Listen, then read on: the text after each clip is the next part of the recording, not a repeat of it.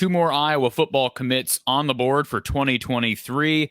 An exclusive sit-down with Iowa basketball player Riley Mulvey, who is using Iowa's search in the transfer portal for a big man as motivation to get better and to become the big that Iowa needs. Plus, a special announcement regarding this show, regarding our football coverage this fall. Coming up, special announcement coming up. Stay tuned. This is Brada's Branded Thoughts and From the Hawkeye of the Storm. You may have heard of the real-life Hawkeye man cave known as Kinnick Under the Kitchen. Well, after lots of hard work, there's not much space left to paint, but the walls are exploding out for public consumption.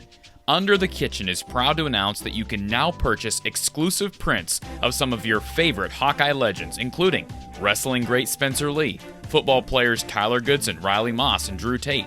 Plus, an all-in-one Murray family legacy print featuring Keegan, Chris, and Kenyon Murray himself. Signed and unsigned prints are available, making the perfect collectible or gift for any Hawkeye enthusiast. For more information on purchasing one of these outstanding Hawkeye prints, visit Under the Kitchen on Facebook. That's Under the Kitchen on Facebook. Week number 198 of Brada's Branded Thoughts here from the Hawkeye of the Storm. Got a full show for you today, folks. Happy to be here, first of all. Thank you for being here.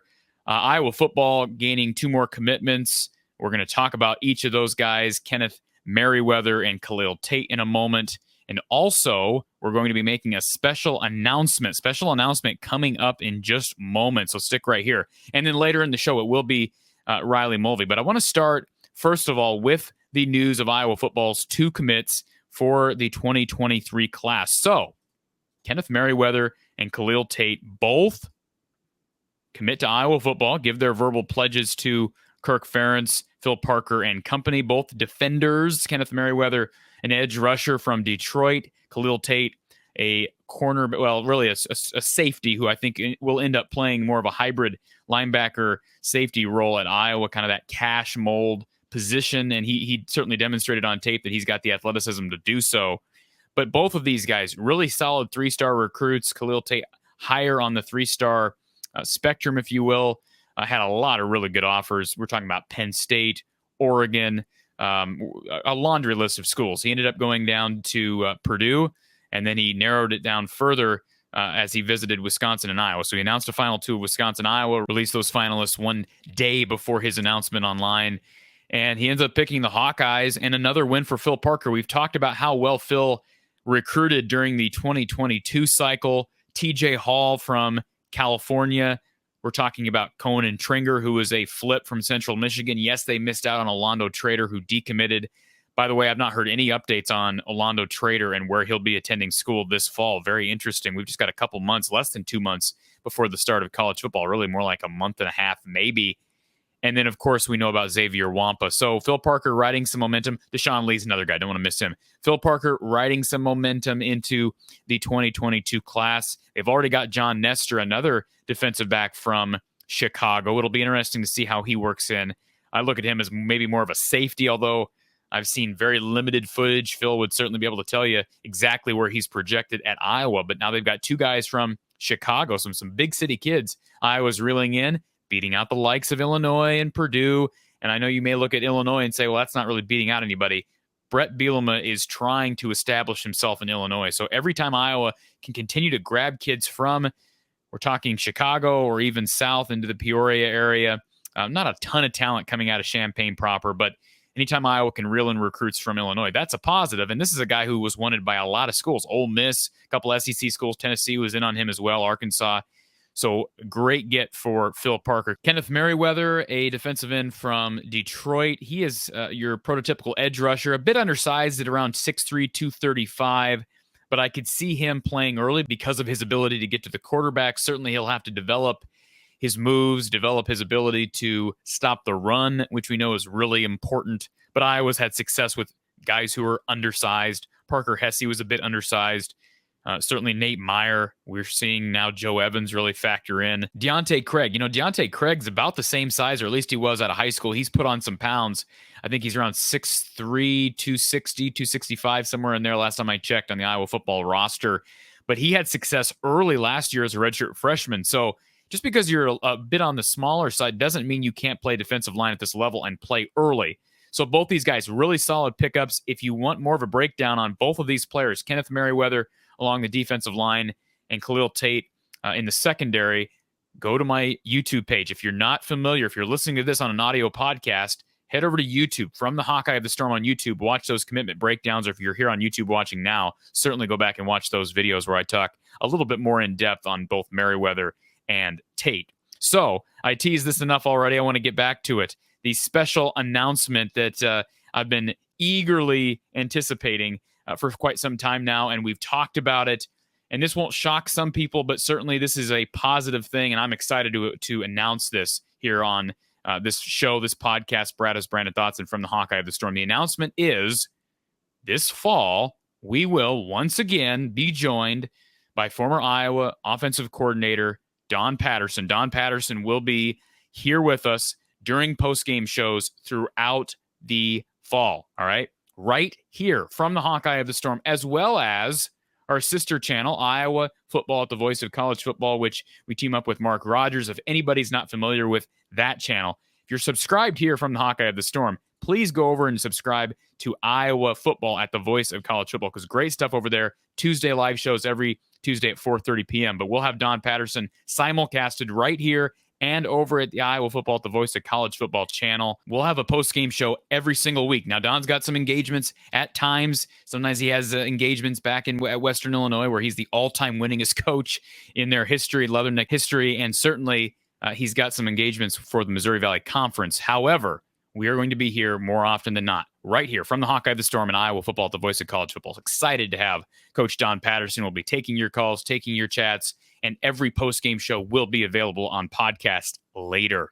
So if you've not already done so, subscribe and hit the notification bell, because we're going to be here for an action-packed fall. Now that we've got that out of the way, I want to get to our discussion with the one and only Riley Mulvey, big man from Albany, New York, who last year didn't play a ton, played some in the non-con, and then got some action in the Big Ten tournament against Purdue. But remember, he reclassified, the 6'11 big reclassified. He should have been a senior in high school last year. He instead reclasses up to 2021. So now he's a sophomore with some experience. Iowa in need of help at the 5. Philip Bracha played admirably at times last year, but a bit undersized, and I think he would be well suited at the 4. More on that in the coming weeks. I'll just give you a sneak preview more on Philip Bracha in the coming weeks. But Philip Bracha, Riley Mulvey, and Josh Agundale all have the opportunity to get significant minutes at the 5 spot this year. Should be great competition. As you probably recall, Iowa did swing and miss on a few big men in the transfer portal during this offseason. And I don't anticipate Iowa, unless somebody comes along last minute, I don't anticipate Iowa going out and getting a 5.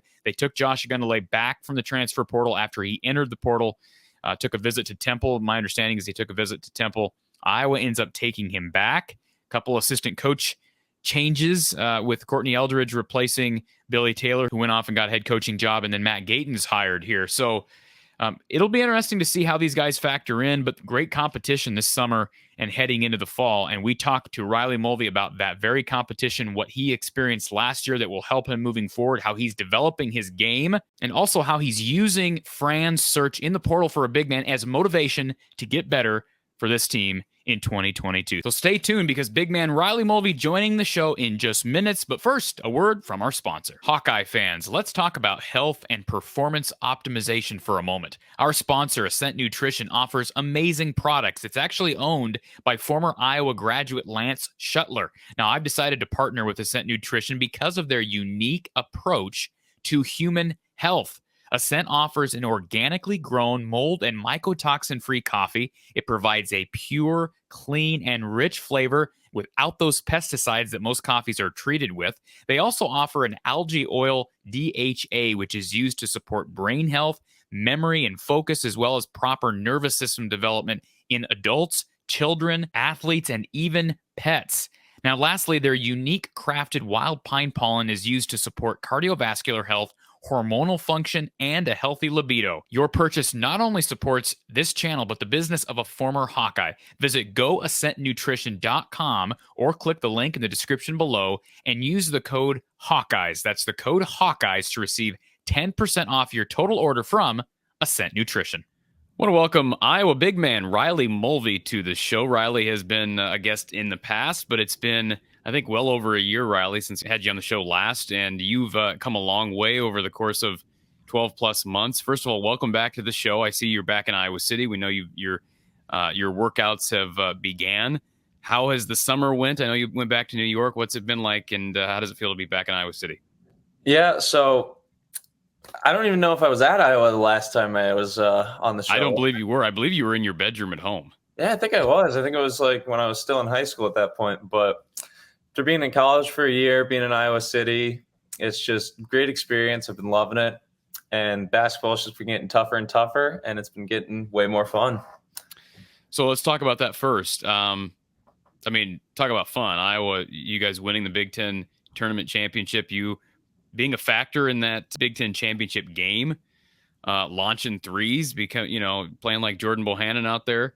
What was that like, first of all? And I can't imagine being a freshman being able to experience that. But how did that kind of motivate you heading into the offseason?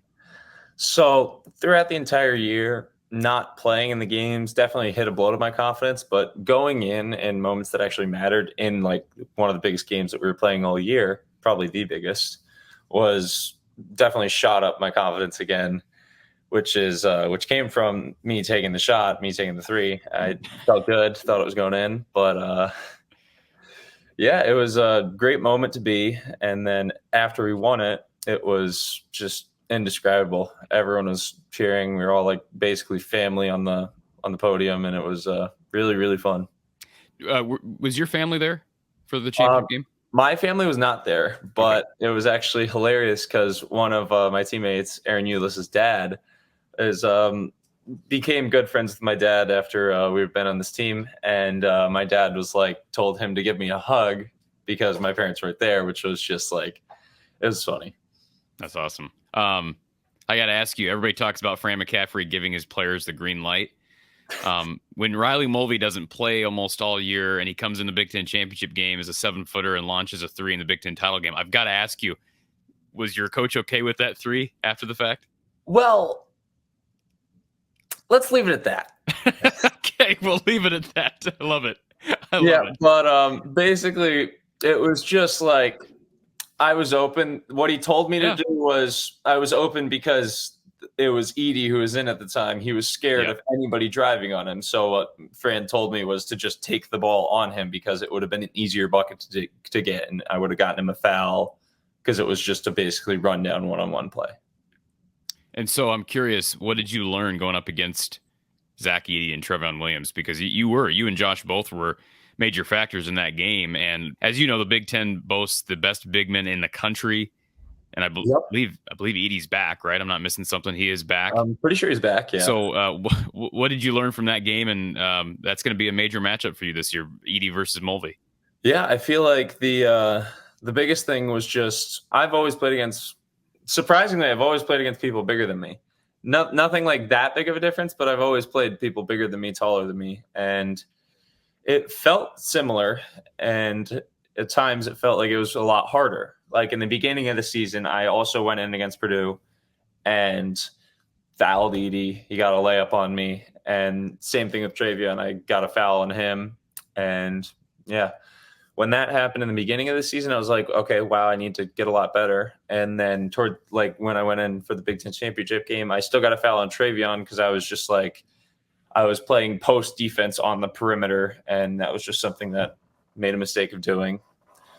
And then I don't think I played Edey that much. I think I played him maybe 3-4 possessions, but I'd just kind of shoved him around a little bit in the post and got lower, and it was fine to play against him for the 4 possessions he was in and I was in. I remember talking to you a year ago, and you said, well, my strength is defense, because at that time we were coming off the Luka Garza high, and everybody's used to Luka pouring in 30-40 a game, and you're kind of a different guy.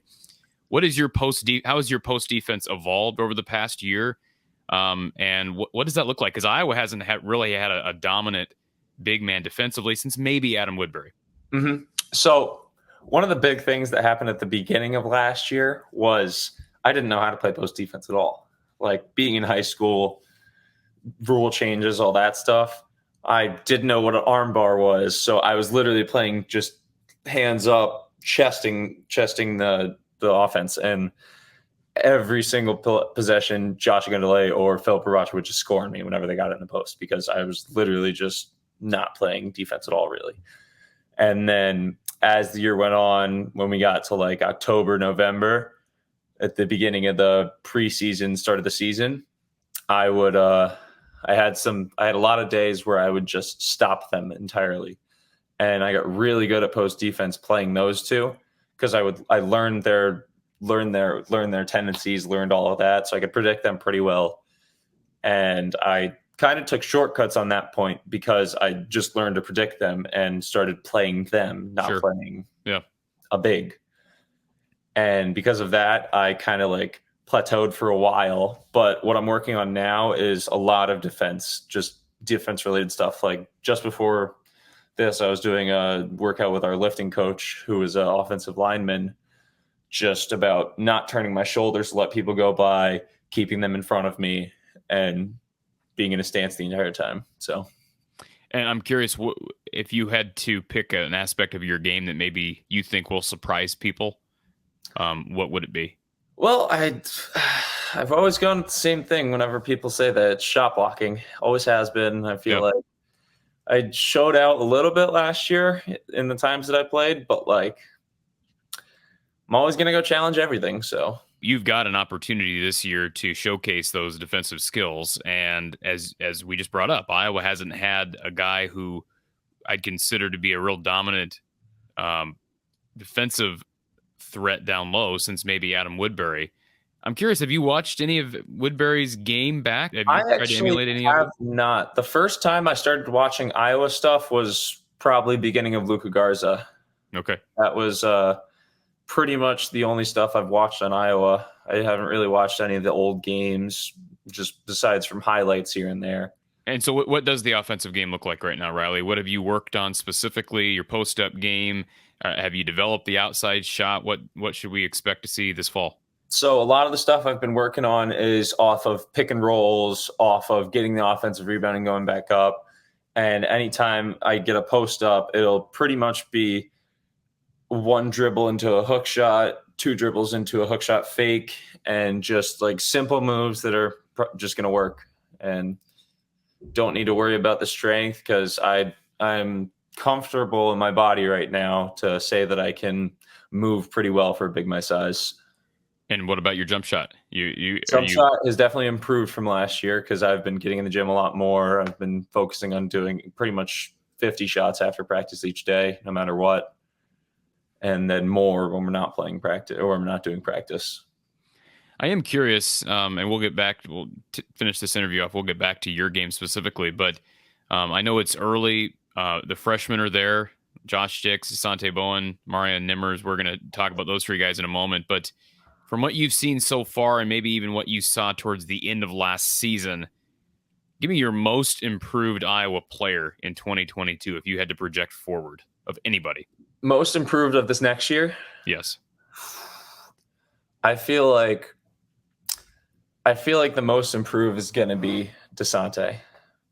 Oh, wow. Going freshman. I'm going freshman just because of the fact that where the glimpses that he shows during practice, if he can pounce on that, he can just get so much better because he's skilled enough to do it all. It's just that if he can learn the Iowa offense, Iowa defense, he'll be a good player. How does he compare? Is there anybody that you can, for those of us who haven't seen a ton of tape of DeSante, is there a guy in the NBA or a guy in college that you could compare him to at that point guard position?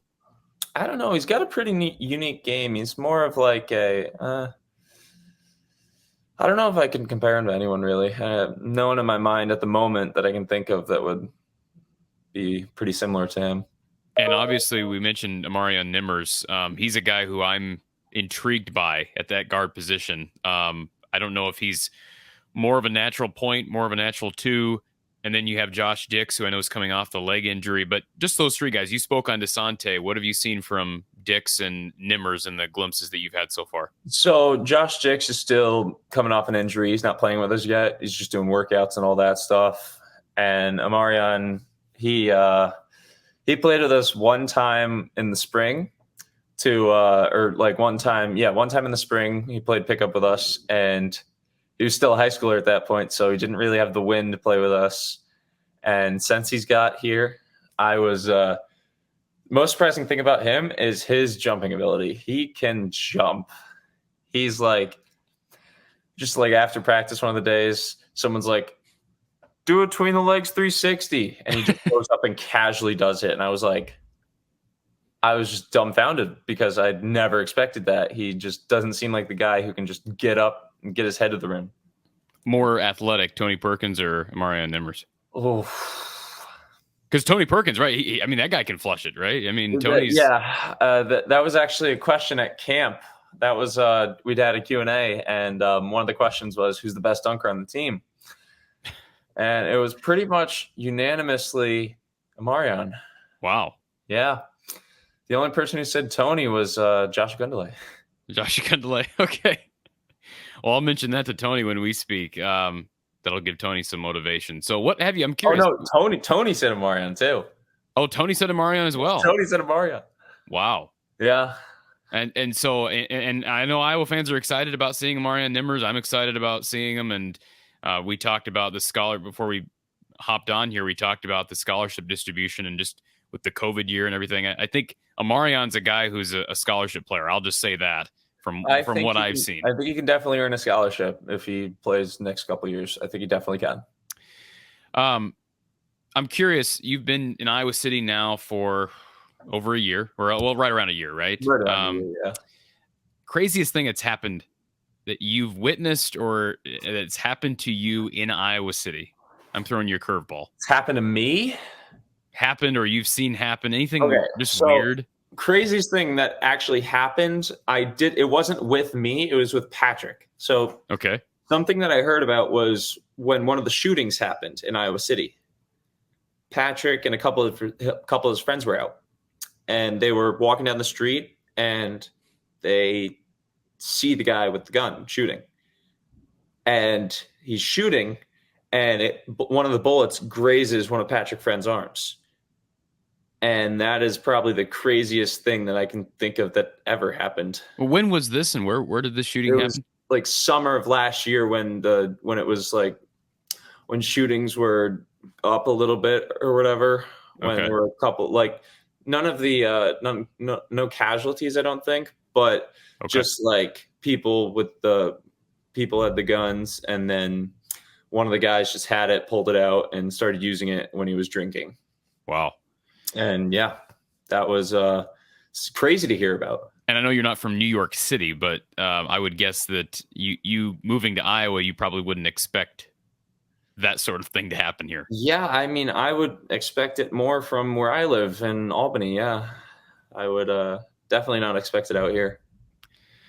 Okay, so I'm curious. I brought this up earlier, and I'll bring this up now. Dream NIL deal. So when we talked last, NIL we weren't really talking about that. Now we're head deep in NIL deals across the country. It's influenced recruiting. It's influenced the transfer portal. What is your dream NIL deal, Riley? It doesn't have to be necessarily a specific company, but I asked you this prior. Your dream NIL deal, and what would the dollar figure be? So my dream NIL deal, I feel like I want to give it to one of my favorite snacks, like maybe Pringles or Pop-Tarts or something. That was that's two of the biggest things that I think that would be funny to do like a commercial for, or yeah. What'd you think of? You mentioned Patrick. What'd you think of Patrick dancing around for Falvos? That is like our film session today had a little bit stuff about NIL, and we brought up Falvo's commercial, and we talked about how it was just hilarious because Patrick just went a little bit outside of his comfort zone. And I feel like because he did that, it's just the funny factor made it so it went everywhere. It kind of like went a little more viral than it would have if it was just a regular commercial. And I feel like what I want to do is just, I don't even know a good dollar count for an NIL deal. I haven't had too many. The only things that I've done so far are just meetings and phone calls and stuff like that. And I haven't really done anything. So I don't Are really you a know. guy that you play a musical instrument? Do you like, is there anything? I used to. I Okay. used to when I was like in middle school and even in high school a little bit. I did percussion and I was on the drum line for a little bit. Wow. Yeah. I'm curious. You may have heard about this. Iowa football landed a 6'9" offensive lineman from Illinois.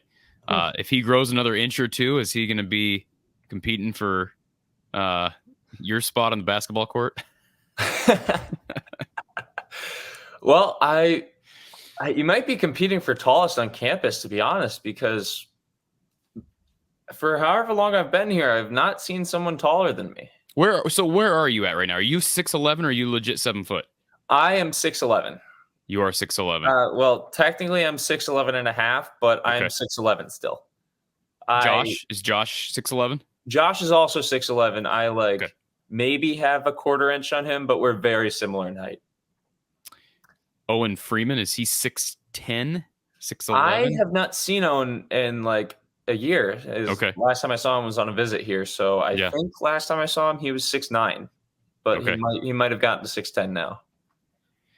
I'm curious, Riley, your relationship with your family, how hard has it been being this far away from home? So it's actually not hard at all, because being the youngest of 4 boys, my parents have just kind of started doing their own things. And one of the things that my mom has done is she has gotten an apartment out here. And so her and my dad will come spend 3 months out here. Like, wow. My mom's out here right now. My dad's going to come out here like next week. Wow, and they're going to spend the summer here and then go back home for like 4 months and then come back for like Big Ten play. And yeah, so it's not been hard for me. My parents, I haven't really been separated at all. The only, I haven't really seen friends while I'm out in Iowa, like friends in New York. Whenever I go back, I see them like for Christmas time. When I go back home, I go see them. For the 2 weeks off before summer and after summer, I went and see them.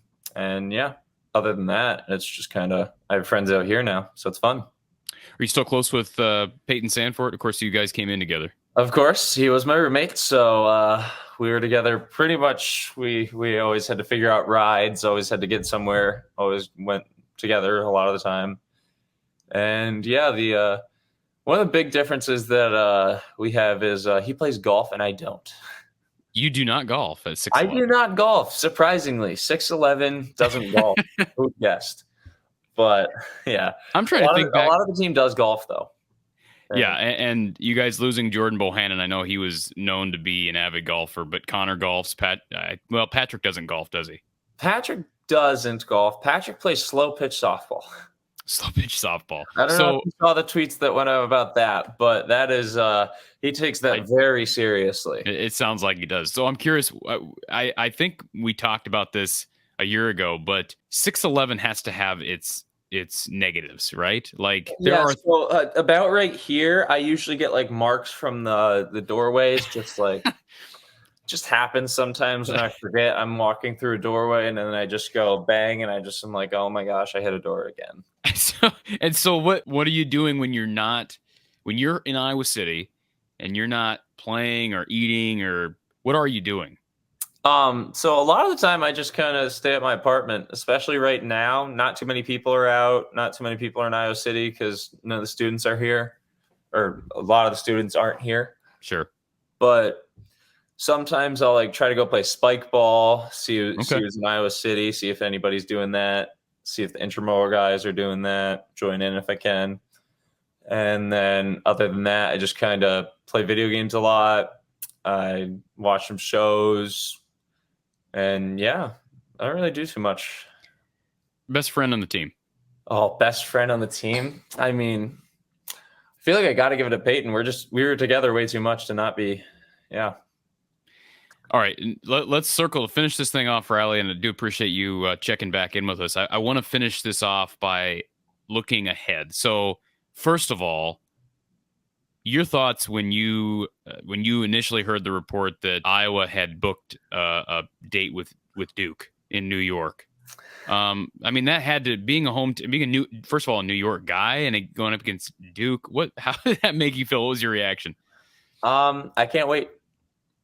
I know a couple of the freshmen coming in from I know Kyle Filipowski. I know Derek Lively. Met them a lot from being in 2022 originally. I played a lot of camps with them and played against them a good amount. And so I can't wait to play them again. And playing in MSG is it's hilarious because Joe T is now not playing with us. Joe T was originally a New York City guy. So what has that been like losing him? Because I know he was a very highly thought of individual. Yeah, I mean, it's like he's doing good for himself. He is. He'll do really good at West Virginia, and it would have been nice for him to stay, but he's doing well for he's doing well for where he's going. And another, he still texts with a lot of us, and what he was saying was he's pissed because that they waited the year until he's gone to go to New York City. I love it. Yeah. And one guy that will also be matched up probably against you, I mean, literally against you, would be Ryan Young, who is a Big Ten guy who just transferred down to Duke. I do want to ask you specifically about the transfer portal because Coach McCaffrey did not dance around that subject when asked about it in recent months. He made it clear that his goal was to go get a big man in the transfer portal. That had to, I would think, create some mixed feelings from you, but just describe how you processed that. So how I processed it was basically I didn't prove myself at all this year. I was a freshman this past year, and in the truest sense of the word, I wasn't putting enough work in. I wasn't doing enough to have them be confident in me that I was going to do it this next year. But I've been showing them since the spring started that I am more serious about it now, and I am gonna be a better big man next year, one that can actually play. And so had Iowa gotten a big man in the transfer portal? If they had, it would have been fun to have another big to play against, because I feel like having more variety to play against would just make us all better. And tell me what the battles are like between you and Josh Agundale, both of you guys being a year older. Yeah, so me, Josh, and Philip all are like, whenever we play against each other, it's always like whoever gets in the post will try to actually post up, try and shove you out of the way. If we're playing defense, we'll just try to shove each other out. And then whenever one of us goes up, it's always like hard defense, and you got to actually like power through people to score. And nothing's free. Nothing's free with us. Do you foresee scenarios where you guys are on the court? I'm not saying all three of you are on the court at the same time. I think that me and Josh probably won't be on the court that much together, but like I could see me and Philip, Josh and Philip, me and Chris, Josh and Chris. And I feel like that'll be something that could happen very easily. I do want to ask you about Matt Gatens. What's it been like? Because I first of all, I know you and I have never had an opportunity to talk with Matt Gatens, but being an Iowa guy, and I've had many a conversation with Matt Gatens over the years, I have so much respect for him, and I could not have been happier when that announcement was made that he was added to the staff. What's he been like? And did you know Matt prior? Had you ever met him? So I had not met Matt prior to this, but first thing he does when he called like all the guys, called all the players, introduced himself, had a good conversation with him. And I actually haven't gotten the chance to work out with him yet, but I'm going to be able to see what his knowledge, at least for the big position, is, because he's definitely a great wing shooter, knowledge on that. And when I get to work out with him, I could easily use that to help my shooting game just elevate to the next level. And then if he also has knowledge about playing a big, about doing stuff for a big, I could use that too. And it'll be good. It'll be cool to see what he knows. Do you have a most anticipated matchup this coming year? Anybody. It could be in the Big Ten. It could be a Duke. Duke.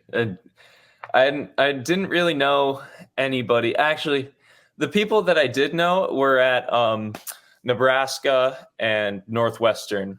Well, actually, I knew a lot more people than I thought I would. At the beginning of the season, I thought I would only know 2 people, being Zed Key at Ohio State, who I played against at Long Island Lutheran in New York, and Andre Curbelo at Illinois of the same team in high school, because they were on the same team. And those are the only 2 I thought I would know. But then as the season went on and I saw more like people, I realized that a lot of people from New York actually made it to the Big Ten, like Boo Buie, like CJ on Nebraska. And yeah, I knew a couple guys who were on my AU team, but older. So final question, Riley. Sum up Riley Mulvey version 2022. What are you going to bring to Iowa this year that sums up your game? I'm going to be a strong presence defensively, and I'm going to try to run the floor every time I'm on the court. Get out in front, get easy layups, and grab every rebound. That is what I'm going to try to be. Well, Riley, appreciate you taking the time again. And I think I can speak on behalf of all Iowa fans that we can't wait till November. And I'm intrigued. I know a lot of Iowa fans were intrigued by some of the options in the portal at the 5 position. This is my thought. I think this is for the best, because this is giving you an opportunity to surprise a lot of people. Mm-hmm. And I can't wait. I think I can speak on behalf of all Iowa fans. We can't wait to see what you can do this November. Yeah, it's going to be fun. Thanks for having me on the show. Riley Mulvey, an example of a kid you just root for, right? He struggled at times last year. Again, he's in a year where he probably should have been playing high school basketball. He reclasses up and battled. You know, he was battling in practice with the likes of Josh Agundale and Philip Prabracha, as he mentioned, but you got to root for a kid like this. And he's far from home. I mean, Iowa went and got this kid from New York. Iowa's had some success recently on the East Coast, and Riley Mulvey, one of those guys. You think about Luka Garza, Riley Mulvey, Desante Bowen coming in. Certainly Riley Mulvey not derailing the hype train around Desante Bowen. But I'm really anxious to see one of the bigger storylines during this offseason is the development of the 2 true bigs, and those are Mulvey and Agundale. So thank you to Riley Mulvey. That was a pleasure to get to know him again. Talked to him just over a year ago, but to kind of catch up with him and see where his head is. And certainly it seems like he's locked in and focused, ready to give Iowa some much-needed help at the 5 this year. Appreciate you tuning in for another edition of Brada's Branded Thoughts, week 198, just 2 shows away from week 200. So that'll be fun right here from the Hawkeye of the Storm. If you've not already done so, hit the subscribe button. If you want to sponsor the show, please reach out to me through Twitter, Facebook. You can email me as well, from the eye of the storm at outlook.com, from the eye of the storm at outlook.com. Until next time, have a great night.